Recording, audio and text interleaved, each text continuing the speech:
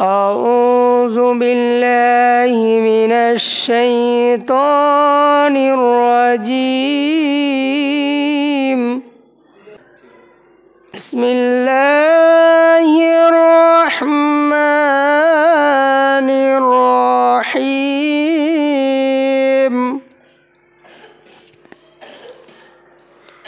إن الذين فتنوا المؤمنين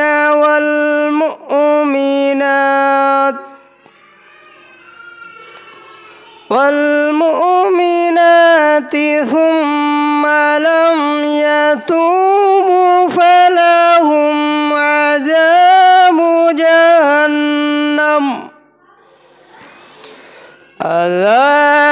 جهنم ولهم عذاب الحريق. إن الذين آمنوا وعملوا الصالحات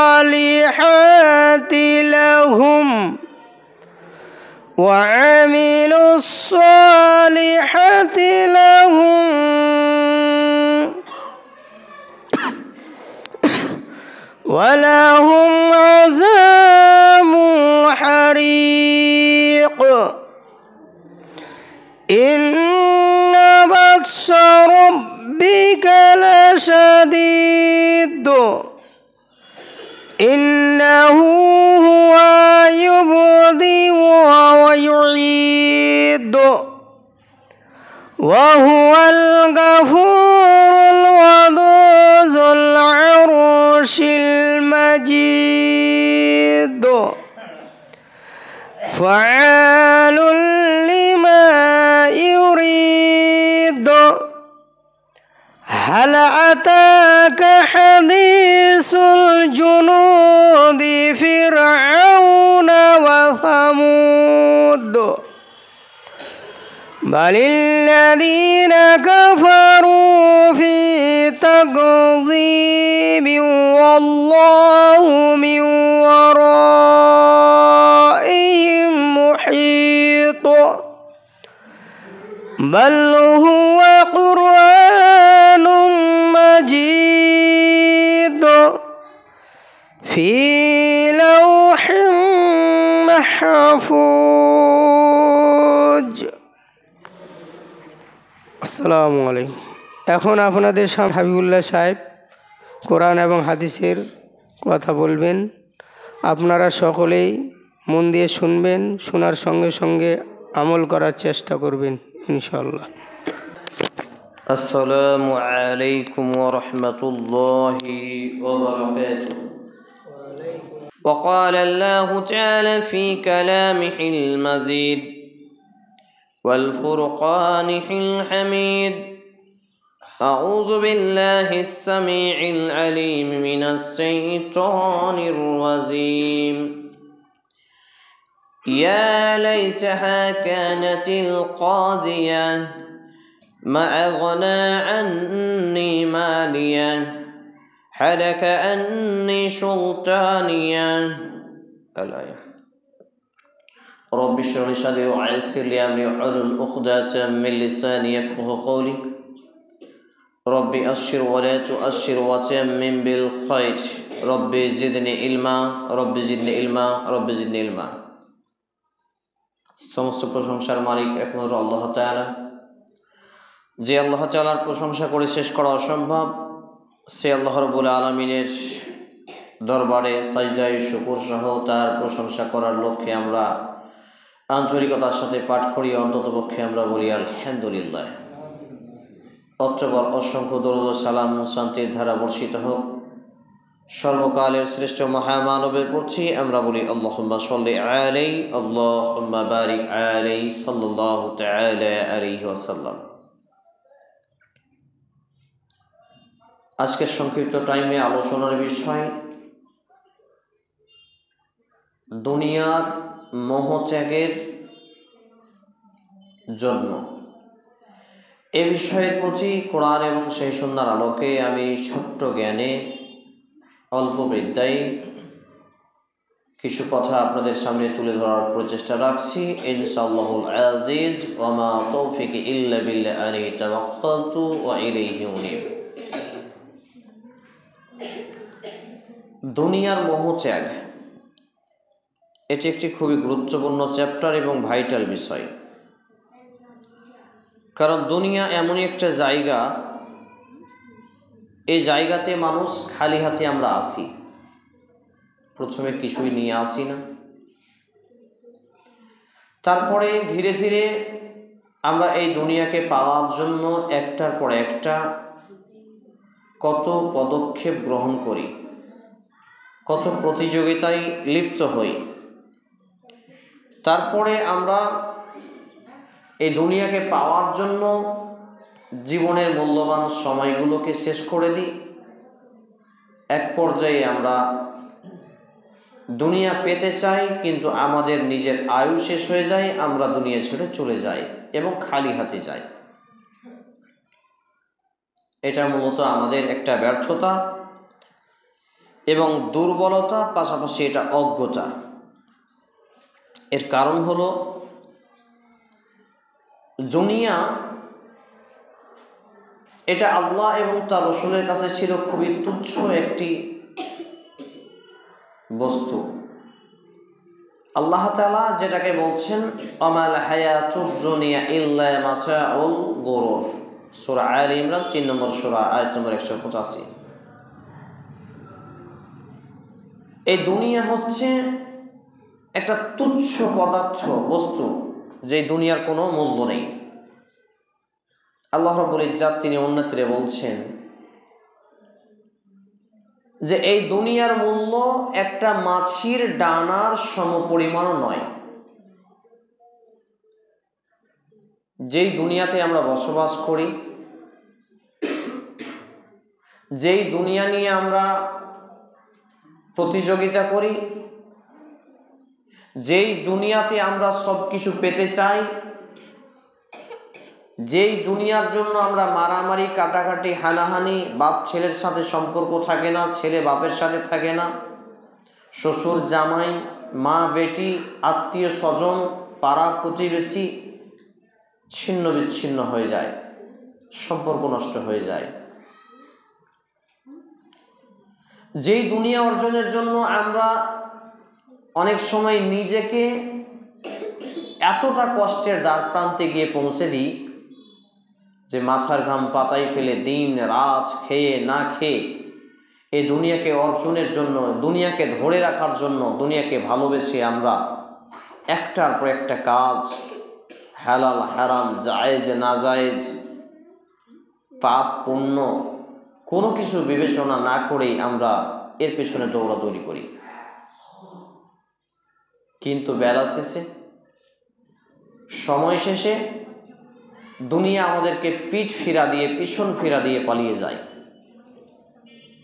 দুনিয়া এতটাই তুচ্ছ বস্তু এবং এতটাই তুচ্ছ জায়গা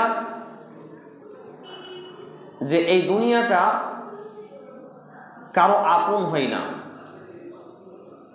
আমি এবং আপনি এই দুনিয়াটাকে আপন করতে চাই, আপন বানাতে চাই, অথচ এই দুনিয়া কিন্তু আমাকে এবং আপনাকে আপন করে রাখতে চায় না। এটা আমরা এভাবে বুঝতে পারবো যে দুনিয়া যারা ছেড়ে দিয়েছেন, অর্থাৎ এই দুনিয়ার জীবন থেকে যারা মৃত্যুবরণ করেছেন, সবথেকে প্রথমে মৃত্যুবরণ করেছেন দুনিয়ার জীবন থেকে যাকে হত্যা করা হয়েছিল আদম আলাইহিস সালামের 2 সন্তানের মধ্যে এক সন্তান ছিলেন হাবিল, এক সন্তান ছিলেন কাবিল। কাবিল হিংসা করে হাবিলকে হত্যা করল।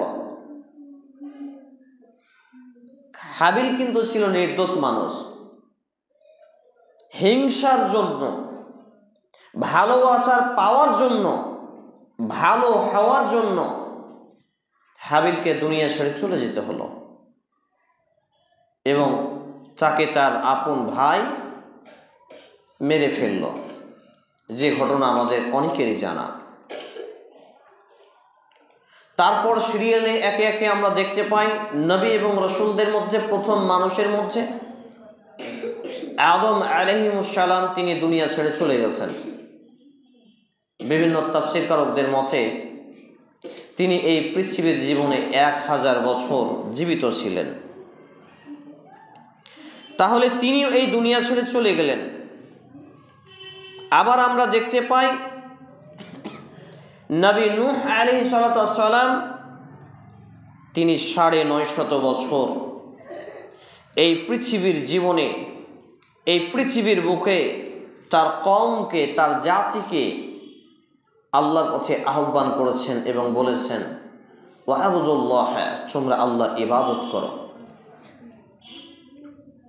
একই কথা নবী হুদ আলাইহিস সালাম, নবী ইহয়া আলাইহিস সালাম থেকে শুরু করে আম্বিয়া ইকরাম, যার কথা আল্লাহ রাব্বুল আলামিন সূরা আরাফের মধ্যে একাধিক আয়াতে নিয়ে এসেছেন, যে তাদের একটি বাক্য ছিল যে ওয়া'বুদুল্লাহ, তোমরা আল্লাহর ইবাদত করো। তাহলে তারা দুনিয়া অর্জন করতে এসে তারা দুনিয়ার বুকে এসে তারা কিন্তু দুনিয়া অর্জনের প্রতিযোগিতা করেননি, বরঞ্চ তারা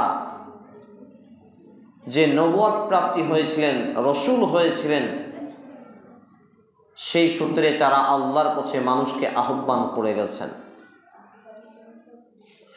এবং বেলা শেষে, দিন শেষে তারা এই দুনিয়ার জীবন থেকে চলে গেছেন। যেই মানুষটির কথা না বললেই নয়, সর্বকালের শ্রেষ্ঠ মহামানব মুহাম্মদুর রাসূলুল্লাহ, আমরা বলি সাল্লাল্লাহু আলাইহি ওয়াসাল্লাম, যাকে অমুসলিমরা, সেই সময়ের কাফেররা, বেদিনরা আল আমিন বলে উপাধি দিয়েছিলেন, আস-সাদিক বলে লকব দিয়েছিলেন, টাইটেল দিয়েছিলেন। আল আমিন এবং আস-সাদিক, এটা সেই ব্যক্তির জন্য প্রযোজ্য যারা হচ্ছে আমানতদার এবং সত্যবাদী। নবী মুহাম্মদুর রাসূলুল্লাহ সাল্লাল্লাহু আলাইহি ওয়াসাল্লাম এতটাই আমানতদার এবং এতটাই সত্যবাদী ছিলেন যে তিনি নবী হওয়ার আগেই তাকে আল আমিন এবং আস-সাদিক নামে আখ্যায়িত করা হয়েছিল। বেলা শেষে তিনি যখন ওহীর কথা মানুষের কাছে ছড়াতে লাগলেন, পবিত্র কোরআনের জ্ঞান মানুষকে দিতে লাগলেন, আল্লাহ প্রদত্ত মেসেজ যখন মানুষের কাছে পৌঁছাতে লাগলেন, দেখা গিয়েছে তার ঘর থেকে তার শত্রু তৈরি হয়েছিল। এমনকি তাকে বিভিন্ন ত্যাগ এবং তিতিক্ষা করতে হয়েছে। তার একটি আমরা দেখতে পাই, তিনি মক্কা থেকে মদিনায় হিজরত করেছেন। কুফফারবাসীর কত নির্যাতন, কত নিপীড়ন তাকে সইতে হয়েছে। এক পর্যায়ে গিয়ে তার দাঁত মোবারককে শহীদ করতে হয়েছে, আমরা বলি সাল্লাল্লাহু আলাইহি ওয়াসাল্লাম। যেই মহা মানুষটি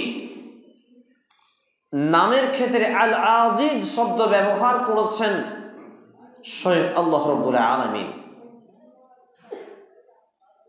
পবিত্র মানুষের মধ্যে যার সামনের এবং পেছনের গুনাহকে ক্ষমা করে দেওয়া হয়েছিল, তিনি ছিলেন আমাদের আপনাদের সকলের আইকন, আইডল মুহাম্মদুর রাসূলুল্লাহ সাল্লাল্লাহু আলাইহি ওয়াসাল্লাম। বিশ্ব মানবতার মুক্তির দূত হিসাবে, কল্যাণকামী হিসাবে তিনি আমার এবং আপনার জন্য আল্লাহ রাব্বুল আলামিনের কাছে কত না দোয়া, কত না ফরিয়াদ করেছেন। আমার এবং আপনার কাছে ইসলামকে পৌঁছানোর জন্য আজকে যে আমরা মুসলমান বলে পরিচয় দিচ্ছি, এইটার জন্য তিনি কতই না ত্যাগ এবং তিতিক্ষা করে গেছেন। বেলা শেষে কতজন তার সঙ্গী সাথীকে দুনিয়া ছেড়ে চলে যেতে হয়েছে। তন্মধ্যে আমরা দেখতে পাই খুবাইব রাদিয়াল্লাহু তাআলা আনহুর ঘটনা, আম্মার ইবনে ইয়াসিরের ঘটনা, এবং একজন মহিলা সাহাবী যার নামটা আমি এই মুহূর্তে ভুলে গেলাম, সম্ভবত সুমাইয়া রাদিয়াল্লাহু তাআলা আনহা, যারা দ্বীন ইসলামের জন্য নিজের জীবনখানাকে পৃথিবী থেকে মুছিয়ে দিয়েছেন। এই ইতিহাসগুলো থেকে আমরা সংক্ষিপ্তভাবে যেটুকু উপলব্ধি করতে পারি যে তারা দুনিয়ার মোহ ত্যাগ করে পরকালের ভালোবাসা অর্জন করেছেন, আল্লাহকে পাওয়ার রাস্তা খুঁজেছেন, তৈরি করেছেন। তাদেরও সংসার ছিল, ছেলে মেয়ে ছিল, বাড়ি গাড়ি ছিল, কিন্তু তারা এর পিছনে ছোটাছুটি করেননি। আমরা যদি দেখতে যাই আম্মা জান খাদিজাতুল কুবরা রাদিয়াল্লাহু তাআলা আনহার দিকে, তিনি ছিলেন ব্যবসায়িক নারী। তবে এখানে একটা ভুল ভেঙে দিই সকলে, যে তিনি কিন্তু নিজে ব্যবসা করতেন না।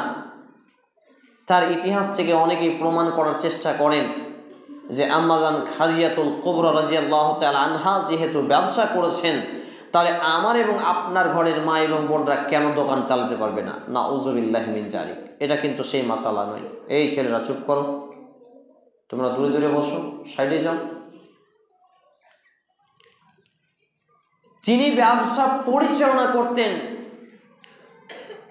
আর্থিকভাবে ইনভেস্ট করতেন।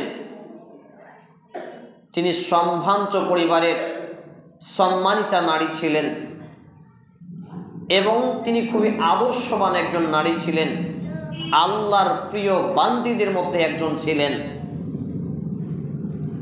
সেই আম্মাজান উম্মাহাতুল মুমিনিন, উম্মাহাতুল মুসলিমিন, সমস্ত মুসলিম এবং মুমিনদের যিনি আম্মা, মা।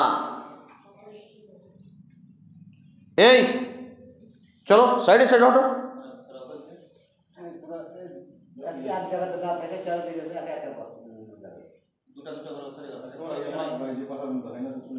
সাইডে সাইডে চলো, ঠিক আছে। সেই আম্মাজান আমাদের আইডল মুহাম্মদুর রাসূলুল্লাহ সাল্লাল্লাহু আলাইহি ওয়াসাল্লামের প্রথম বিবি, সহধর্মিণী স্ত্রী,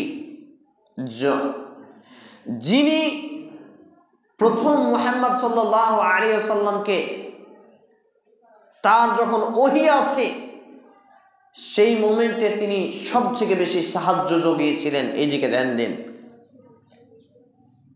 এই মহান মহিলাটি, এই নারীটি, তার ভিতরে ঈমান এতটাই মজবুত ছিল। আমরা যদি দেখি সহিহ আল বুখারী গ্রন্থের, এই ছেলে, সহিহ আল বুখারী গ্রন্থের 1 নম্বর খণ্ডের 1 নম্বর পর্বের ওহীর সূচনা অধ্যায়ের প্রথম হাদিসটি, যে যখন মুহাম্মদ সাল্লাল্লাহু আলাইহি ওয়াসাল্লামের উপরে ওহী নাজিল হলো, ইকরা আপনি পড়ুন, ইকরা আপনি পড়ুন, ইকরা আপনি পড়ুন, আর তিনি বললেন আমি পড়তে জানি না। প্রথম যখন তিনি ঘরে গিয়েছিলেন তখন এই উম্মাহাতুল মুসলিমিন, উম্মাহাতুল মুমিনিন আম্মা জান খাদিজা রাদিয়াল্লাহু তাআলা আনহা তাকে বলেছিলেন, কাল্লা, কখনো নয়, আপনাকে কোনো জিন শয়তান, দুষ্ট শয়তান আপনার কোনো ক্ষতি করতে পারে না। কারণ আপনি আত্মীয়তার সম্পর্ক বজায় রাখেন, আপনি ইয়াতিমের দেখাশোনা করেন, মুসাফিরের সেবা যত্ন নেন, মেহমানের মেহমানদারি করান, অসহায় দুষ্ট দরিদ্রকে সাহায্য করেন, সেবা নেন। লম্বা একটা চ্যাপ্টার আছে যেগুলো আমাদের মধ্যে আজকে নেই, অথচ আমরা নিজেদেরকে মুসলমান দাবি করি। তাহলে কতটা বুদ্ধিমত্তা নারী ছিলেন তিনি, যে তিনি তার স্বামীকে, যিনি বিশ্ব মানবতার মুক্তির দূত হিসেবে আল্লাহ রাব্বুল আলামিনের পক্ষ থেকে প্রেরিত হলেন, সেই মুহাম্মদুর রাসূলুল্লাহ সাল্লাল্লাহু আলাইহি ওয়াসাল্লামকে সান্ত্বনা দিচ্ছেন। এখান থেকে কয়েকটি বিষয় শিক্ষা পাওয়া যায়। তার মধ্যে একটি হলো এক্ষুনি আপনি এখানে বসে আছেন, আপনি আপনার স্ত্রীকে, আপনার স্ত্রী একটা কাজ দিয়ে পাঠিয়েছে, বলেছেন নামাজ পড়বা, নামাজ পড়ে এই কাজটা করবা, আপনি ভুলে গিয়েছেন, বাড়ি চলে গেছেন এশার পড়ে এই প্রোগ্রাম বক্তব্য শুনে। তখন আপনার স্ত্রী বলছে, হ্যাঁ তুমি এই কোরআন হাদিস আর এই নামাজ টামাজের ধ্যানে আমার কাজটাই ভুলে গেছো, নাউযুবিল্লাহি মিন যালিক। কিন্তু আম্মাজান খাদিজাতুল কুবরা রাদিয়াল্লাহু তাআলা আনহা তিনি কি বললেন যে আপনি কেন গেলেন হেরা গুহায়, এরকম কথা বললেন? আপনি ভয় পেলেন, আপনি কেন ভয় পেলেন? আপনি সেখানে না গেলে তো ভয় পেতেন না। আমাদের অনেকের স্ত্রীরা বলে না, আপনি ওখানে না গেলে তো কাজটা ভুলতেন না। লা হাওলা ওয়ালা কুওয়াতা ইল্লা বিল্লাহ। তবে কত বুদ্ধিমত্তা তিনি নারী, তিনি সান্ত্বনা দিচ্ছেন, কাল্লা, কখনো নয়। আপনার কোনো জিন শয়তান কোনো কিছু আপনার ক্ষতি করতে পারে না। তো এই বুদ্ধিমত্তা নারী দিন ইসলাম পাওয়ার জন্য প্রিয় নবী মুহাম্মদুর রাসূলুল্লাহ সাল্লাল্লাহু আলাইহি সাল্লামকে পাওয়ার পরে এক পর্যায়ে তিনি ব্যবসাকে কুরবানি করে দিয়েছিলেন, করেননি? বিলিয়ে দিয়েছিলেন, সব ধনসম্পদ দিন ইসলামের পথে লাগিয়ে দিয়েছিলেন। আর আজকে আমরা দুনিয়ার মোহে এতটাই আচ্ছন্ন হয়ে আছি, দুনিয়া নিয়ে আমরা এতটাই মেতে আছি, 10টা মিনিট যদি আমাকে আপনাকে বলা হয় যে ভাই আসেন না একটু কোরআন এবং হাদিসের কথা শুনি, মাত্র 10 মিনিট সময় নেই আপনার। আপনাকে যদি কেউ বলে, হ্যাঁ হ্যাঁ অমুকের বাপ তুই জানিস এরকম ঘটনা ঘটেছে, না না জানি না, বল একটু বল কি হয়েছে, এই করে 10 মিনিটের জায়গায় 10 ঘন্টা চলে গেল, আমাদের কোনো মাথা ব্যথা থাকে না। একই রকম ভাবে বিভিন্ন ডিপার্টমেন্টে আমরা ক্ষমতা, নেতৃত্ব লাভের জন্য বেলাকে বেলা, দিনকে দিন, সপ্তাহকে সপ্তাহ, মাসকে মাস সময় কাটিয়ে দিই। সামান্য যদি আপনাকে বলে স্বাস্থ্য সাথীর কার্ড দেবে, 5 লাখ টাকা পর্যন্ত ফ্রি চিকিৎসা পাবেন, অসুখ হবে তারপরে পাবেন, এখন অসুখ হয়নি, অগ্রিম আপনি করে রাখেন, করে রাখা ভালো। আপনার এতটাই মাথার পোকা নড়ে যায়, সব খাওয়া দাওয়া ফেলে, গোসল পানি ছেড়ে, ঘুম আরামকে হারাম করে দিয়ে আপনি সেই পথে দৌড়ান না? একই রকম ভাবে যদি আপনাকে বলা হয় আপনাকে কোনো রাজনৈতিক দলের সভাপতি করা হবে, কোনো একটা পদে নিযুক্ত করা হবে, মাসকে মাস আপনি তাদের পেছনে দৌড়াদৌড়ি করেন, নামাজ কালাম ছেড়ে দেন, ভুলে যান, আল্লাহ বিল্লাহ ছেড়ে দেন, ভুলে যান, সেই পথেই দৌড়াদৌড়ি করেন। একই রকম ভাবে যদি বলা হয় যে আপনি তো দিন গেলে মাত্র 300 টাকা দিন, 3 তারিখকে 9,000 টাকা মাস উপার্জন করেন,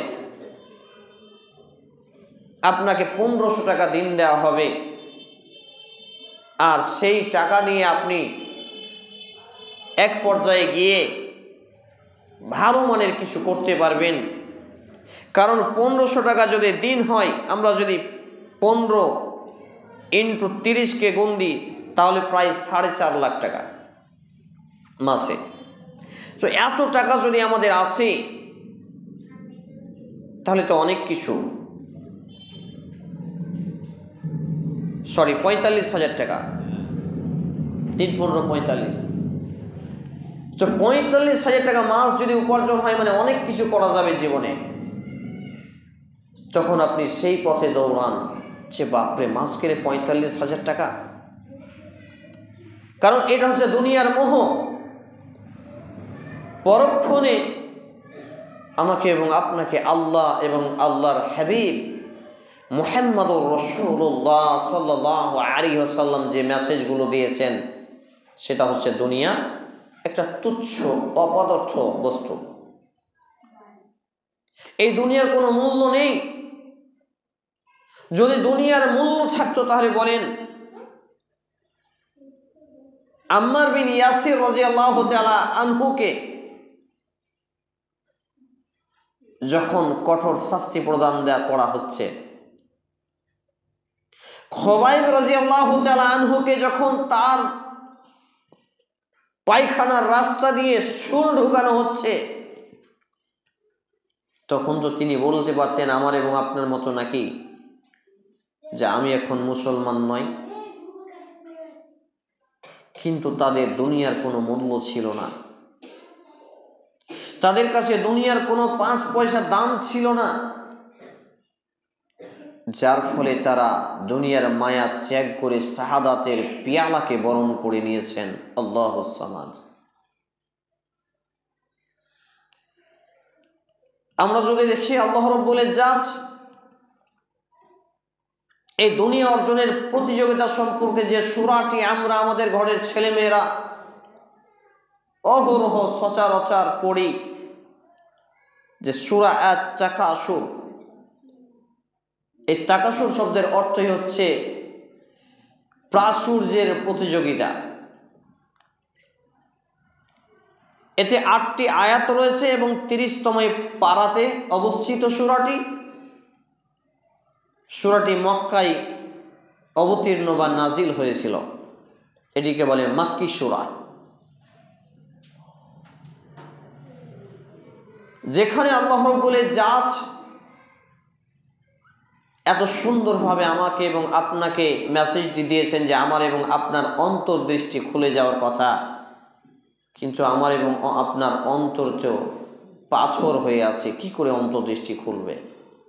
তিনি বলছেন আলহাকুমুত তাকাসুর, এই প্রাচুর্যের প্রতিযোগিতা তোমাদেরকে মহাচ্ছন্ন করে রেখেছে, মানে চোখকে জুড়িয়ে রেখেছে। আমার এবং আপনার এই প্রাচুর্যের প্রতিযোগিতায় কিন্তু দুনিয়াকে মহাচ্ছন্ন করে রেখেছে, তাই নয় কি? আমার বাড়ির পাশের বাড়িটি খড়কুটা টিন ছাউনি ছিল, আজকে সে মার্বেল টাইলস এসি লাগিয়েছে। সে যখন পারলো, আমি কেন পারবো না? সে একতলা করেছে, আমি দোতলা করে দেখাবো। সে দরজা লাগিয়েছে যেই কাঠের, আমি তার থেকে উন্নত কাঠের দরজা জানালা বানাবো। সেই ফ্যান লাগিয়েছে যেই কোম্পানির, আমি তার থেকে উন্নত মানের ফ্যান কোম্পানি চয়েস করব। সে এসি লাগিয়েছে যেই দামের, আমি তার থেকে বেশি দামে এসি লাগাবো। এই প্রতিযোগিতা নিয়ে আমরা একটার পর একটা ধাপ এগোতে থাকি। বেলা শেষে আমরা সেই প্রতিযোগিতায় অংশ নিয়ে অনেক সময় সাফল্য অর্জন করি, অনেক সময় ব্যর্থ হয়ে পড়ি। তবে আমার এবং আপনার মনে কখনো কি হিংসা জাগে যে ওই লোকটা আমার গ্রামের সব থেকে ভালো নামাজি মানুষ, আল্লাহওয়ালা মানুষ, আল্লাহর বান্দা, আল্লাহর বান্দি, আমি ওই মেয়েটার থেকে, মেয়েরা আর ছেলেরা ওই ছেলেটার থেকে, ওই লোকটার থেকে ভালো হব। ওই মৌলভী সাহেবটার কোরআন তেলাওয়াত এত সুন্দর, আমার তেলাওয়াতটা এত সুন্দর করব যে আমার হিংসা হয়। কেউ যদি বক্তব্য ভালো দেয়, আমার হিংসা হয় যে আমি তার থেকে ভালো দেব। কেউ যদি কোরআন তেলাওয়াত ভালো করে, আমার হিংসা হয় আমি তার থেকে ভালো করব। অনেক সময় রাতে ভাবতে ভাবতে 2 চোখ দিয়ে পানি এত পরিমাণে আসে, ঘুম আসে না। পরস্পর 2টি রাত্রি ওইরকম হয়েছে যে জীবনটা কিসে কাজে লাগালাম, আমাদের জীবনটা কিসে কাজে লাগালাম? দুনিয়া অর্জনের জন্য টাটি ফরকা বাড়ি ছিল, ছাদে নিয়ে আসতে পারছি, মার্বেল টাইলসে নিয়ে আসতে পারছি, মেঝে ছিল মাটির, মার্বেল এবং টাইলস লাগিয়েছি, বাড়িতে ছিল হাত পাখা, এইখানে ফ্যান থেকে এসি, এয়ার কন্ডিশন করেছি। যেখানে কুয়ো থেকে পানি উঠাতে হতো, সুইচ দিলেই পানি হয়, গ্যাসে পানি গরম করতে হতো, কারেন্টের সুইচ দাবলেই পানি গরম ঠান্ডা বের হয়। কি ফ্যাসিলিটি, তাই না? দুনিয়া অর্জনের প্রতিযোগিতা আমরা আত্মভোলা হয়ে আছি, এতটাই প্রতিযোগী। কেউ বাইক কিনেছে এক কোম্পানি, আমি কিনবো তার থেকে বেশি দামি কোম্পানি। কেউ 4 চাকা নিয়েছে এক কোম্পানি, আমি তার থেকে ভালো 4 চাকা কিনবো। এই যে দুনিয়া অর্জনের একটার পর একটা ধাপ, একটার পর একটা প্রতিযোগিতা, কেউ হাতে একটা ঘড়ি পড়েছে যেই কোম্পানি, তার থেকে উন্নত মানের ঘড়ি পরব। আজকেই একজন বন্ধু আমাকে বলল যে ভাই আমি 29,000 টাকা দিয়ে মোবাইল নিয়েছি। যেই ছেলেটা পকেট খরচের জন্য মাত্র 29 টাকার জন্য অনেক সময় কান্না করেছে, আমি তার সাক্ষী, আল্লাহ তার সাক্ষী, সেই ছেলেটা 29,000 টাকা দিয়ে মোবাইল নিয়েছে। কেন? মানুষের দেখছে, আমারও ইচ্ছা হচ্ছে। দেখুন, দুনিয়া অর্জনের প্রতিযোগিতা। ছেলেটাকে সুন্দর করে নামাজি হওয়ার জন্য আহ্বান করে তাকে নামাজের পথে মেহনত করে নিয়ে আসা হয়েছিল, নামাজি হয়েছিল, ইল্লা মাশা আল্লাহ, মুখে হস্তকে মুক্ত দাড়িও রেখেছে। কিন্তু এখন জিজ্ঞেস করছি, ভাইজান নামাজটা পড়ছেন? বলছে নামাজ পড়ি না। আমি বললাম কেন? বলছে কেন জানি না। নামাজি দাড়িওয়ালা ছেলে নামাজ ছেড়ে দিল, 29,000 টাকা মোবাইল কিনলো, এটাকে দুনিয়া অর্জনের প্রতিযোগিতা নয়? তাহলে দুনিয়া অর্জনের প্রতিযোগিতা এতটা ভয়ঙ্কর, সে আমার এবং আপনার বিবেককে হন্য করে দেয়। আমার এবং আপনার শেষে দেবেন, শেষে আমার এবং আপনার কমন সেন্সকে নষ্ট করে দেয়। আমার এবং আপনার মনের যে একটা লোভ, এই লোভকে বৃদ্ধি করে দেয়, বাড়িয়ে দেয়। আমার এবং আপনার মনের ভিতরের আভ্যন্তরীণ চ্যাপ্টারটাকে দুনিয়া অর্জনের প্রতিযোগিতায় বেশি বেশি এগিয়ে নিয়ে যায়। আমার এবং আপনার ভেতরের এই অংশটুকু শুধু আরো চাই, আরো পাই, আরো পাই, আরো চাই, এই প্রতিযোগিতায় লিপ্ত থাকে, কি থাকে না?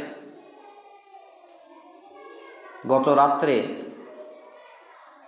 ভাবনায় আস্তে আস্তে চিন্তায় পড়ে গেলাম যে আহারে যদি হাফেজ বা কারি হতে পারতাম, কোরআন তিলাওয়াতের তাজবিদ এবং মাখরাজগুলো যদি সুললিত কণ্ঠে পরিশুদ্ধভাবে অর্জন করতে পারতাম। এক পর্যায়ে কান্না চলে আসলো। পাশে থেকে আমার স্ত্রী বলছে কি হয়েছে, আমি তাকে বুঝতে দিলাম না। কিন্তু আমাদের মনের ভিতর কি এরকম হয়? আফসোস জাগে যে আমি কোরআন পড়তে শিখলাম না, আমি নামাজি, আমি চ্যাংড়া, আমি যুবক, আমি বৃদ্ধ, আমি যুবতী, আমি মা, আমি বাপ, আমি ছেলে, আমি জামাই। আমার এবং আপনার মনের মধ্যে কি এমন কোনো প্রশ্ন নাড়া দেয়? যদি নাড়া দেয় তাহলে বুঝতে হবে ঈমান আছে। যদি এইগুলো নিয়ে কোনো ভাবনা, চিন্তা, চেতনায় না আসে, আল্লাহর কসম বিশ্বাস করুন ভিতরে ঈমান জাগ্রত হয়নি। যা আমি এবং আপনি যে নামাজ পড়ছি, এই নামাজ লৌকিকতা ছাড়া কিছুই নয়। কারণ সালাফদের বক্তব্য দ্বারা আমরা বুঝতে পারি, তাদের লিখনী দ্বারা আমরা অনুধাবন করতে পারি, কোনো ব্যক্তি যদি মুসলমান ঘরে জন্মগ্রহণ করে, যত বড় নামাজি, হাজি, গাজি, পাজি হোক না কেন, সে যদি কোরআন না শিখে মারা যায়, এর থেকে হতভাগা মুসলিম আর কেউ নয়। যে যত শুদ্ধভাবে, সুন্দরভাবে, সুললিতভাবে তিলাওয়াত করতে পারবে, কোরআন পড়তে পারবে এবং এর প্রতি আমল করতে পারবে, এর অনুপাতে প্রচার করতে পারবে, আল্লাহর কাছে সে ব্যক্তি তত বেশি সর্বোত্তম বলি সুবহানাল্লাহ। কিন্তু আমার মা তো নেই, মারা গেছে। খুব অভাবী সংসার ছিল আমাদের। সপ্তাহে 4 দিন কাজ করতাম, 3 দিন পড়াশোনা, স্কুলে যেতাম। মাদ্রাসা, মসজিদ, স্কুল, খুব কষ্টের জীবন। এবং আমার জীবনে ভালো মানের একজন হাফেজ হওয়া, আলেম হওয়া, কারি হওয়ার কত না ইচ্ছা আজও জাগ্রত, এখনো আমি খুঁজি, কিন্তু আমি এই জায়গায় ফেঁসে গেছি। কয়েকজন আলেমকে ফিটিং করলাম কিছুদিন আগে। দুরুসুল লগাত, হবিবুর ভাই বুঝতে পারবেন, একটি সাবজেক্ট, এই সাবজেক্টটা আমি নিলাম। অ্যারাবিক গ্রামার ব্যাকরণের কত চেষ্টা করলাম কোর্সটা কমপ্লিট করার। যেই দিন আমার 5 দিন ক্লাস রানিং, 5 দিন, সেই দিন শিক্ষক বলছেন, আমাদের লোহরপুর মাদ্রাসার একজন শিক্ষক খুবই দক্ষ ছিল, যে হাবিবুল্লাহ ভাই আপনাকে আমি মানে এড়িয়ে যেতাম, ভাবতাম যে আপনি কি, কিন্তু আল্লাহ যে মেধা দিয়েছে আপনার, আপনি যদি এই কোর্সটা কমপ্লিট করতে পারেন তাহলে আল্লাহে আল্লাহর কসম বড় বড় সাইকুল হাদিসও আপনার কাছে ভিড়তে পারবে না। আমি শুধু বললাম দোয়া করেন। পরিবেশ পরিস্থিতি এমন হলো, মুখে ঘা হয়ে গেল, সংসারে এমন টান আসলো, এমন বিপদ আপদ মুসিবত হলো, ক্লাস করে যেতাম রাস্তায় 8টা-10টা কুকুরে ঘিরে নিত রাত্রিবেলায়, সেই ক্লাসটা চলে গেল। এখন সেই রকম মানের আলেমও খুঁজে পাচ্ছি না, আর সব জায়গায় টাকা। তো যারা আজকে এই যে ছোট্ট ছোট্ট ছেলেগুলো যাদের আছে, তাদের মনে একটা অনুশোচনা জাগা উচিত যে আমার ছেলেকে, আমার মেয়েকে উন্নত মানের হাফেজ, হাফেজা, কারি এবং আলেমা বানাবো। অন্ততপক্ষে আমরা বলি তো ইনশাআল্লাহ। আল্লাহ তাআলা কবুল করুন, আমরা বলি আল্লাহুম্মা আমিন। কারণ কোরআন এর একটা স্বাদ আছে। এই কোরআনের স্বাদটা আমি এবং আপনি কখন অনুধাবন করতে পারবো জানেন? যখন আমি এবং আপনি কোরআনকে পড়ব কোরআনের ভাষায়। এক সময় আমি আরবি ছেড়ে বাংলায় পর্যন্ত কোরআন উচ্চারণ করতাম, এখনো ওই উজ্জ্বলতা মাঝে মাঝে চলে আসে, মনে হবে ওই যে ওই টাইমে ইচ্ছু পড়ছি, এরকম সমস্যা হয়ে যায়। খুব কষ্ট হয়েছে। মানে কোরআনকে যদি কোরআনের ভাষায় না পড়া হয় তাহলে কোরআনের অর্থ বিকৃতি হয়। যেমন বাংলায় আ কয়টা? আ একটাই, কিন্তু আরবিতে আলিফ হলো আ আর আইন হলো আ, গলার কণ্ঠনালী থেকে। তো আ আর আ আমরা কি করে বুঝবো? একটা জিনিস আরো বোঝাই, যে ছোট কপলাম পেশ কুল আর বড় কাপলাম পেশ কুল, এই দুটো শব্দের মধ্যে আকাশ এবং পাতাল পার্থক্য। ছোট কাপলাম পেশ কুল হু আল্লাহু আহাদ যদি পড়ি তাহলে বলো আল্লাহ এক ও অদ্বিতীয়, আর বড় কাপ যদি যুক্ত করি তাহলে খাও আল্লাহ এক ও অদ্বিতীয়, নাউযুবিল্লাহি মিন যালিক, অর্থের বিকৃতি ঘটে। আমি এগুলো বুঝতাম না। যখন দুরুসুল লুগাত ক্লাস নিলাম, চোখ দিয়ে পানি থামে না। লা হাওলা ওয়ালা কুওয়াতা ইল্লা বিল্লাহ। আমার সহজার্থে আমি অনেক সময় আরবি ছেড়ে বাংলাতে কোরআন পড়তাম। জি, আল্লাহ সাক্ষী। আমি চিন্তা করলাম যে আমি কি করেছি, কি পাপ করেছি তাহলে জীবনে। কিন্তু বড় বড় আলেম বুঝতে পেরেছেন, আমার সরাসরি বলেননি, পার্সোনালেও বলেননি। কেন জানেন? সম্মানের লোক। এতগুলো মসজিদে খুতবা দেয়, এত প্রোগ্রাম করে, এত বক্তব্য দেয়, কি করে তাকে বলবো এই লজ্জায়? আমি নিজে একদিন কোরআন তেলাওয়াত করে একজন আমার বন্ধুকে শোনাচ্ছি, তো বলছে ছোট হা আর বড় হা, এই যে হায়ের পার্থক্যে আপনার সমস্যা। আর ডালের পরে যে জাল, আর হচ্ছে জদ, আর হচ্ছে জ আর যা, এই কয়েকটা শব্দ কিন্তু খুবই ভয়ঙ্কর, মাখরাজ বলে এইগুলোকে। তা আমি চিন্তা করলাম যে এইগুলো শিখতে তো এখন আমাকে অনেক সময় লেগে যাবে। আর বাস্তবেই দিন রাত আল্লাহর কাছে কাঁদি আর বলি যে আল্লাহ সহজ করে দেন। আল্লাহ আগের তুলনায় আলহামদুলিল্লাহ অনেকটা সহজ করে দিয়েছেন, অনেকটা। তো এই যখন স্বাদ বুঝে নেবেন, কোনো স্বাদ আর আপনাকে লাগবে না, আল্লাহর কসম। এই স্বাদ এমনই স্বাদ, ক্ষুধা মিটে যাবে, খিদা লাগবে না। ক্ষুধা আছে পেটে, কিন্তু মনে হবে এটা করি। কিন্তু কোরআনকে যখন আমরা আমাদের মাতৃভাষায় পড়ব, বুদ্ধি শেষ। জি, কোরআনের অনুবাদ গোলাম আহমদ মুর্তজা স্যারের নাম শুনেননি? উনি একটা বের করেছিলেন সহজ বাংলা কোরআন উচ্চারণ সহ, 1 খণ্ডে। ওনাকে রিকোয়েস্ট করলাম আমি, উনি 2 খণ্ডে বের, ওনার প্রকাশনী নাম্বার দিলেন, কলকাতা মেটিয়া বুরুজে বিশ্ববঙ্গ নিয়ে প্রকাশনী। আমি যোগাযোগ করলাম, সেইটাকে 2 খণ্ডে প্রকাশিত করলাম মানুষের সুবিধার্থে। বিভিন্ন বক্তব্য দেখছি, বিভিন্ন মানে এই যখনই আমি এই ব্যাকরণের দিকগুলো চিন্তা করছি এবং সালাফদের লিখনে যখন পড়ছি, দেখতে পাচ্ছি মাতৃভাষায় কোরআন পড়া জায়েজ নয়। বোঝাতে পারছি ব্যাপারটা? বাংলাতে, হিন্দিতে, ইংরেজিতে নিজের যেটা মাতৃভাষা আরবি ছাড়া ওই ভাষায় কোরআন পড়া জায়েজই নয়। অনেকেই বলেছেন আগুন দিয়ে পুড়িয়ে দিতে, ছেড়ে ফেলে দিতে। আর আমি তো বইয়ের ব্যবসা করি, আমি চিন্তা করলাম তাহলে তো আমি কি করব, বই তো বিক্রি করা যাবে না। গতকালকে এসারের সম্ভবত একটু আগে একজন সৌদি থেকে আমাকে মেসেজ করেছেন, ভাইজান আপনি তো দাওয়াতে ইসলামের কাজ করেন, আল্লাহ আপনাকে কবুল করেছেন, আপনি ভালো কাজ করেন, তো আপনি বইয়ের ব্যবসা করেন, তো এই কোরআনটা বেচবেন না, বাংলা অনুবাদের কোরআনটা বেচবেন না? চোখ দিয়ে পানি চলে আসলো। 2 পিস মাত্র স্টকে আছে, কিন্তু আমি যেদিন থেকে এই অনুধাবন করতে পেরেছি দুরুসুল লুগাত এই ক্লাস নেওয়ার পর থেকে, সেই দিন থেকে আমি মানুষকে বলতে লেগেছি যে বাংলা অনুবাদে কোরআন পড়া জায়েজ নেই। শুধু অর্থ অনুবাদ করার জন্য বাংলা উচ্চারণে কোরআন পড়া জায়েজ নেই, হিন্দি এবং ইংরেজি উচ্চারণে কোরআন পড়া জায়েজ নেই, শুধু অর্থ জানার জন্য, মানে জানার জন্য পড়তে পারেন। কতটা ভুল জায়গায় আমরা আছি। কেন আছি? দুনিয়া নিয়ে ব্যস্ত আছি।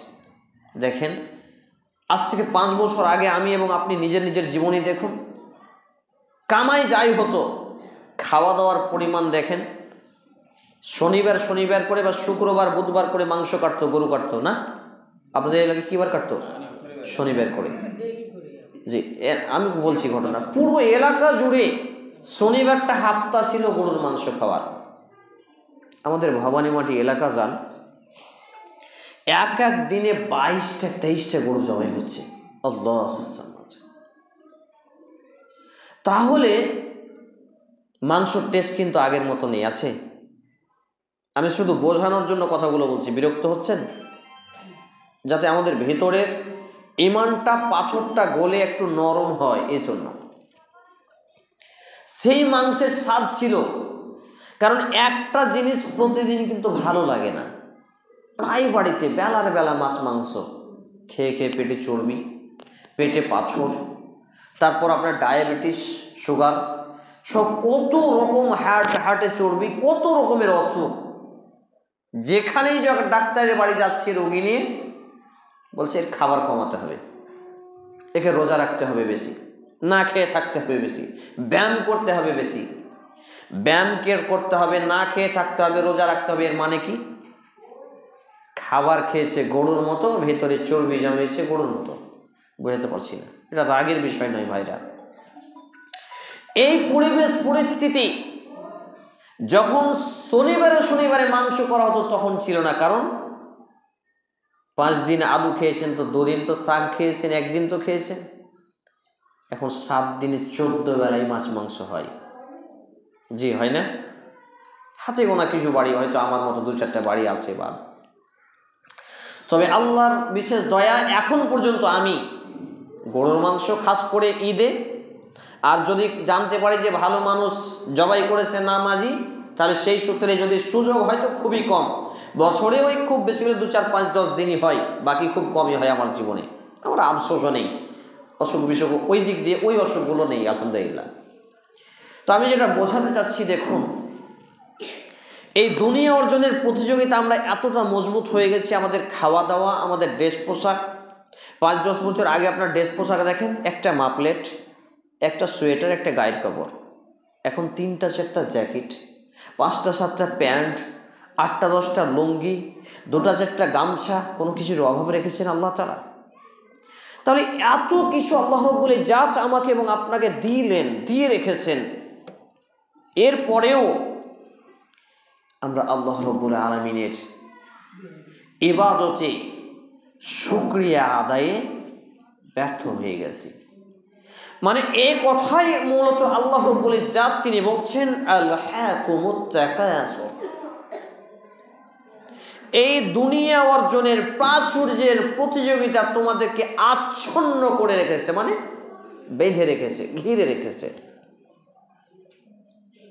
হাত্তা জুরতুমুল মাকাবির,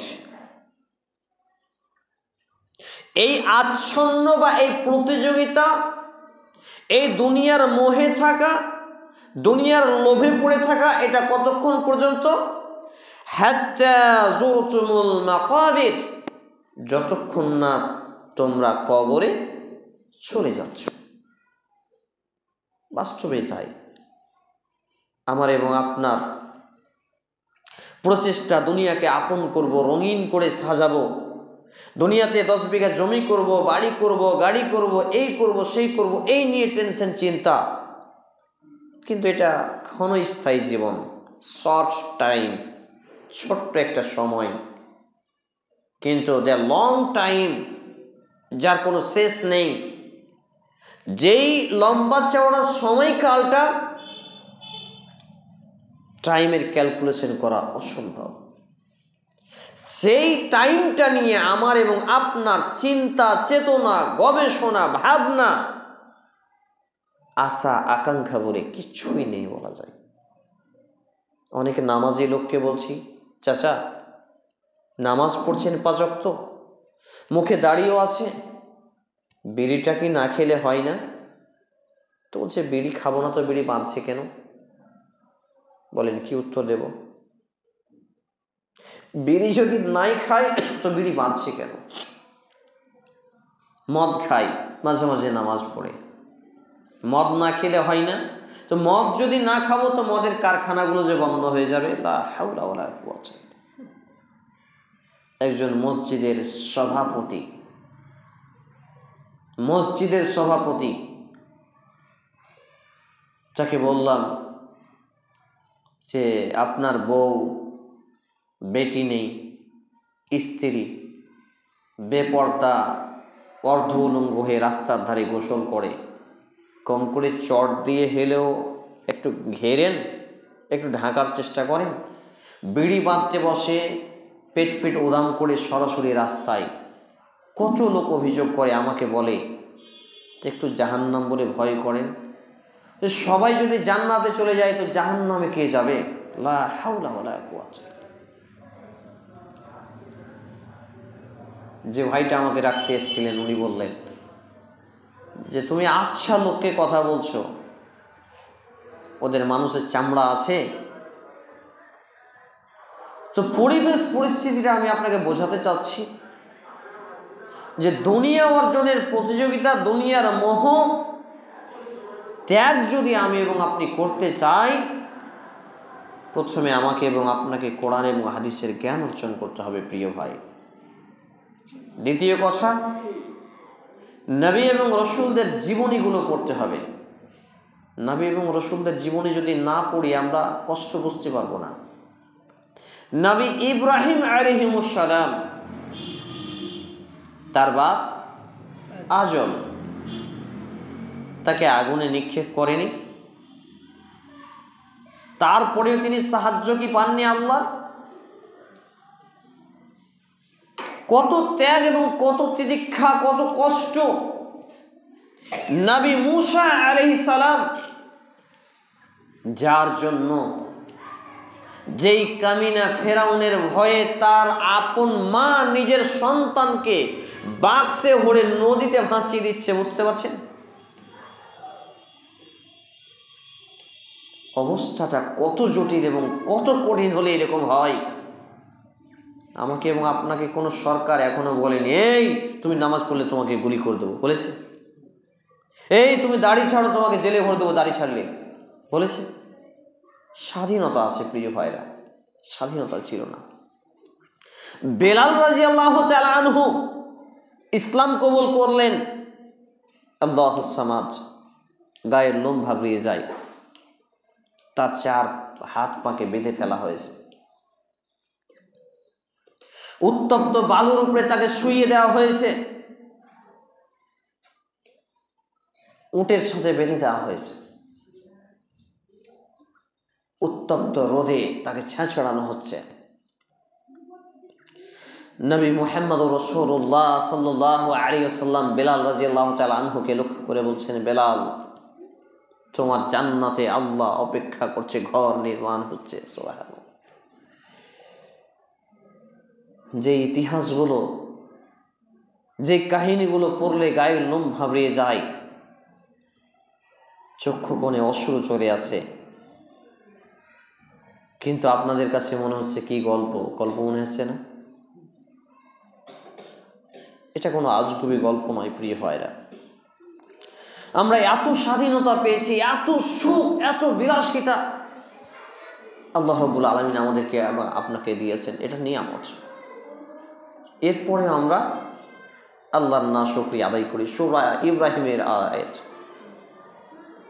যে তোমরা যদি আল্লাহর শুকরিয়া আদায় করো নিয়ামতকে বাড়িয়ে দেব, যদি না শুকরি করো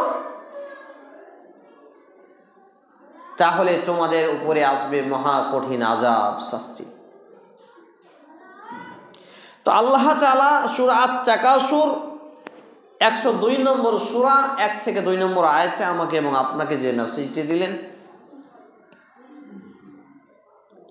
যে এই দুনিয়া অর্জনের প্রতিযোগিতা, মহাচ্ছন্ন হওয়া, এটা বাস্তবেই আমি এবং আপনি কবরে যাওয়ার আগ পর্যন্তই পারব। বেলা শেষে, দিন শেষে আমাকে এবং আপনাকে এই দুনিয়া ছুঁড়ে ফেলে দিবে। মনে করুন এক্ষুনি আমার মৃত্যুবরণ হলো, আপনার বা কারো মৃত্যুবরণ হলো।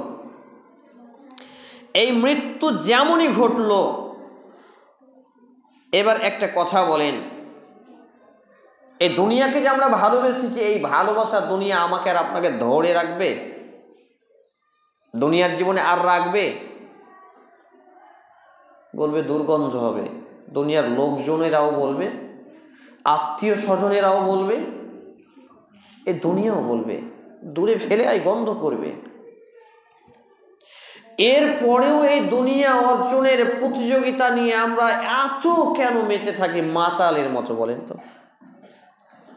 মাতালের তো কত সময় হুঁশ ফিরে, নাকি মাঝে মাঝে হুঁশ ফিরে না? আমরা এতটাই মাতাল, দুনিয়ার প্রেমে মাতাল, সে আমাদের হুঁশ বলে কিছু নেই।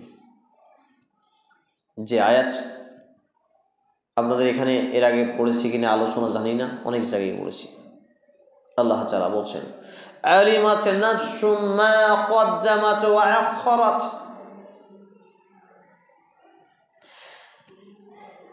যখন প্রত্যেকেই জেনে নেবে যারা দুনিয়া অর্জনের প্রতিযোগিতা নিয়ে ব্যস্ত ছিল, যখন কবরে চলে যাবে, যখন কিয়ামতে উপস্থিত হবে। আলিমাত নাফসুম মা কদ্দামাত ওয়া আখখারাত, যে সে আগাম তার পরকালের অ্যাকাউন্টে কি পাঠিয়ে রেখেছিল, ভালো নাকি মন্দ, পেছনে দুনিয়ার জীবনে কি ছেড়ে আসলো। সূরা আল ইনফিতার 82 নম্বর সূরা 30তম পারা আয়াত নম্বর 5। আল্লাহ তাআলা মেসেজগুলো আমাকে আপনাকে দিয়ে রেখেছে। আমি এবং আপনি যদি মেসেজগুলোর ভাবার্থই না বুঝি, তাহলে আমি এবং আপনি কিসের মুসলিম, প্রিয় ভাইরা? এই জন্য কালকে আমি আমার একজন বন্ধুকে বলছিলাম নাসিহা স্বরূপ, যদিও তিনি বয়সে বড়, যে ভাই ওযু করতে বসে এশার সালাতের আগে যেমন করে হোক টানা হাসারা করে হলেও কোরআনটা শিখেন, কোরআন না শিখে মরিয়েন না ভাই, ভয়ঙ্কর অবস্থা তৈরি হবে। তিনি বলছেন যে আমি চিন্তা করছি কি করে শিখব। তা আলহামদুলিল্লাহ আমার পরামর্শে তার মেয়ে ছেলে সবাইকে মাদ্রাসায় ভর্তি করেছেন। আল্লাহ তাআলা তাকে বারাকা দান করুন, আমরা বলি আল্লাহুম্মা আমিন। দুনিয়া ছাড়া কিচ্ছু ছিল না ভাইয়ের মধ্যে, সংগঠনের কর্মীও ছিলেন। আমার সংস্পর্শে আসায় তার প্রত্যেকটা পরিবারের সদস্য নামাজি, বলি আলহামদুলিল্লাহ, 5 ওয়াক্ত নামাজি। সবথেকে মজার বিষয়, তার ছেলে যেদিন 6 বছর বয়স, সেই দিন থেকে ফজরের নামাজটা মসজিদে গিয়ে আদায় করে, বলি সুবহানাল্লাহ। আমাদের ছেলেরা পারে। এবং তার ছেলেকে হাফেজ, তার মেয়ে দুটোকে হাফেজ, আরেকটা মেয়েকে আবার হাফেজা লাইনে দিয়েছেন। এবং তিনি বলছেন যে আল্লাহ আপনার সাথে সাক্ষাৎ ঘটাবে, আমি এত সুখ এবং শান্তি পাবো। প্রথম জীবনে তার উপার্জন ছিল মাত্র 12,000 টাকা। দিনের পথে আসার পরে তার 7টা ছেলে মেয়ে, দিনের পথে আসার পরে আমার সংস্পর্শে পেয়ে কোরআন এবং হাদিসকে যখন আঁকড়ে ধরলো, তার দিনের জন্য ছেলে মেয়েকে দিচ্ছে। এখন তার মাস গেলে 42, 45, 50, 52 হাজার উপার্জন হয়, বলি আলহামদুলিল্লাহ। এটাও কষ্ট লাগছে। আলহামদুলিল্লাহ, সুবহানাল্লাহি ওয়া বিহামদিহি। এটা বাস্তব প্রমাণ। উনি বলছেন যে ভাই চাকরি করতেন, তিনি চাকরি করে আমার কুলাতো না, কিন্তু আজকে আমি বলেছিলাম যে জীবনে উন্নতি ঘটাতে হলে ব্যবসা করুন, বরকত আছে। চাকরি যখন রিজাইন দিচ্ছে, তো যে হাবিবুল্লাহকে ভিখারি বানাবে, ও যেমন 3 বেলা খেতে পায় না, এও 3 বেলা খেতে পাবে না। যখন প্রথম মাসে আল্লাহ তাকে 52,000 টাকা উপার্জন দিলেন, ফার্স্ট মাস, তখন আমাকে বুকে জড়িয়ে ধরে বলছে, ভাইজান আল্লাহ আপনার দোয়া কবুল করেছে। সুবহানাল্লাহ। চিন্তা করি যে দিনের পথে এলে বাস্তবে এর বরকত বুঝতে পারছি না। এটা বরকত নয়, এটা রিজিক। আল্লাহ। কিন্তু আমরা দেখেন আমাদের ছেলে মেয়েকে ইংলিশ মিডিয়ামে মাস্টার ডাক্তার বানানোর জন্য যত আমাদের মাথা ব্যথা, কোরআনের হাফেজ বানানোর জন্য, ভালো মানের আলেম বানানোর জন্য কোনো মাথা ব্যথা নেই। আমরা মনে করি আলেম মানে কি? চেহে খাওয়া, জাগির খাওয়া। আপনার ছেলেকে আলেম বানাবেন, আপনি কেন জাগির খাওয়াবেন? আপনি নিজে খাবার দেন না, বাড়ি থেকে আপ ডাউন করে রাখেন, ভালো মানের আলেম নিয়ে এসে তাকে ক্লাস করান, সেই রকম জায়গায় অ্যাডমিশন করান, মান্থলি টাকা দেন। কিন্তু আমাদের সেই সব কোনো মাথা ব্যথা নেই। যেটা কানা কচরা ন্যাংড়া খোঁড়া বদের গোড়া ভাত খাবিতে লকড়ি কোড়া গ্রাম্য প্রবাদ, প্রবাদটা যদিও কোরআন হয়েছে দৃষ্টিতে সঠিক নয়, কষ্টর জন্য বলছি। আপনার যে ছেলেটা ইন্টেলিজেন্ট, ব্রেন ভালো, সেটাকে বলছেন একে মাস্টারি লাইনে দে। কাউকে বলছেন এটাকে অঙ্ক ভালো আছে, ওকে সুদের লাইনে দে। কাউকে বলছেন একে ডাক্তারি লাইনে দে। আর ও একটা চোখ কানা, একটা পা ন্যাংড়া, জীবনে কিছু করে খেতে পারবেন, মসজিদে মাদ্রাসায় দে, চেহারা চিনতে হলে সংসারটা চলবে। কি নেই? কথা বলেন না, লজ্জার ব্যাপার নেই, কথা বলেন। এই যদি আমাদের টেন্ডেন্সি হয়, চিন্তাধারা হয়, বলেন ভালো মানের আলেম আমরা কোথায় পাবো? বেলা শেষে আমরাই বলি ওই মৌলবিটা ভালো নয়, ওই মৌলবিটা ভালো নয়, বলি না?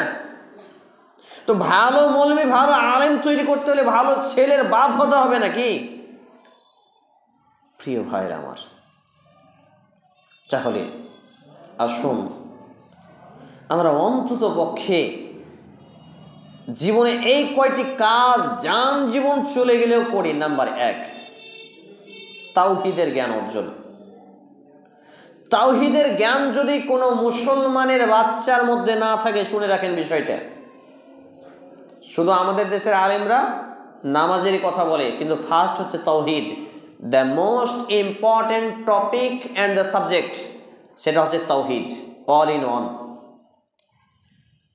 একদম ব্যতিক্রম সাবজেক্ট ম্যাটার হচ্ছে তাওহীদ প্রতিষ্ঠা করা, তাওহীদের জ্ঞান অর্জন করা। 3টি পার্ট আছে: তাওহীদে রুবুবিয়া, তাওহীদে উলুহিয়া, তাওহীদে আসমা ও সিফাত। নাম্বার 2, শিরকের জ্ঞান অর্জন করা, শিরক, তাওহীদের বিপরীত শিরক। নাম্বার 3, তাওহীদ এবং শিরক একই রাখেন 1 নম্বর সিরিয়ালে।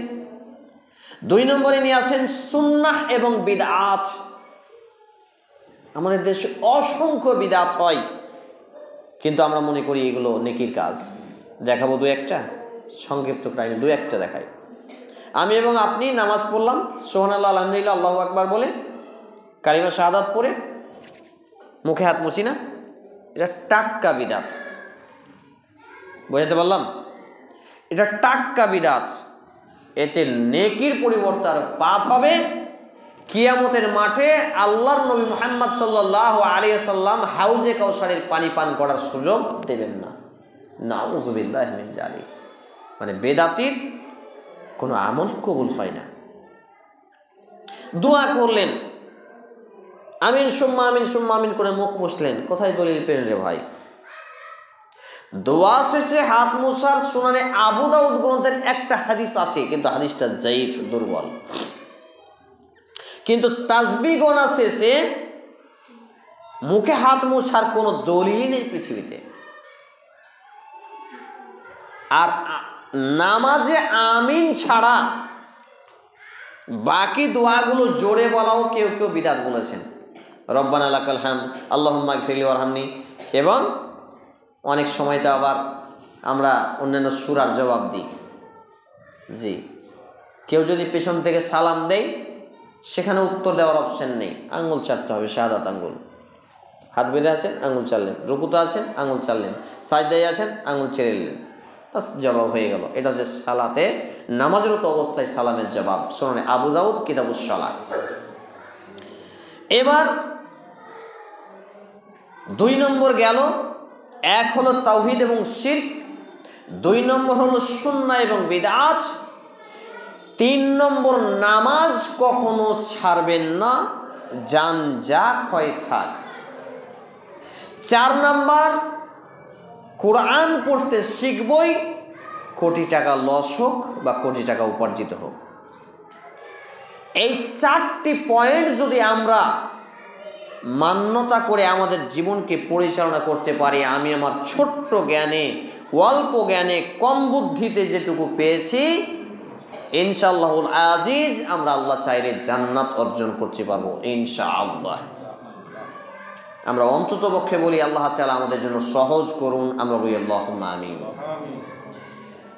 তাহলে আমাদেরকে কোরআন এবং হাদিসের জ্ঞান অর্জন করতে হবে, নামাজ ছেড়ে দেওয়া যাবে না, তাওহীদের ব্যাপারে জ্ঞান অর্জন করতে হবে, শিরকের জ্ঞান অর্জন করতে হবে, সুন্নাহ এবং বিদআতকে চিহ্নিতকরণ করতে হবে, বাছাই করতে হবে। এইভাবে আমরা আমাদের আমলকে পরিপুক্ত করি, ঈমানকে মজবুত করি, তবেই আমরা আমাদের জীবনকে সামনের জীবনে এগিয়ে নিয়ে যাওয়ার জন্য, সামনের জীবনকে অর্থাৎ আগামী যে প্রজেক্ট পরকালের জীবন, সেই জীবনকে আনন্দে উপভোগ করতে পারবো ইনশাআল্লাহ। আমি যে সূরা হাক্কার আয়াতগুলো পড়েছিলাম সেগুলো আজকে আর সময় হলো না, আল্লাহ তাআলা যদি হায়াত রাখেন সামনের সপ্তাহে সেগুলো নিয়ে আলোচনা করব ইনশাআল্লাহুল আজিজ। তবে আমরা দুনিয়া ত্যাগের যে মোটামুটি থ্রোগুলো বুঝতে পারলাম যে দুনিয়া আমাদেরকে ত্যাগ করতে হবে, ত্যাগ ছাড়া জান্নাত অর্জন হয় না। আমরা জানি কিছু পেলে, কিছু পেতে গেলে কিছু হারাতে হয়। তাহলে আমরা যদি দুনিয়া অর্জন করতে চাই পরকাল হারাবে, যদি পরকাল অর্জন করতে চাই দুনিয়া হারাবে।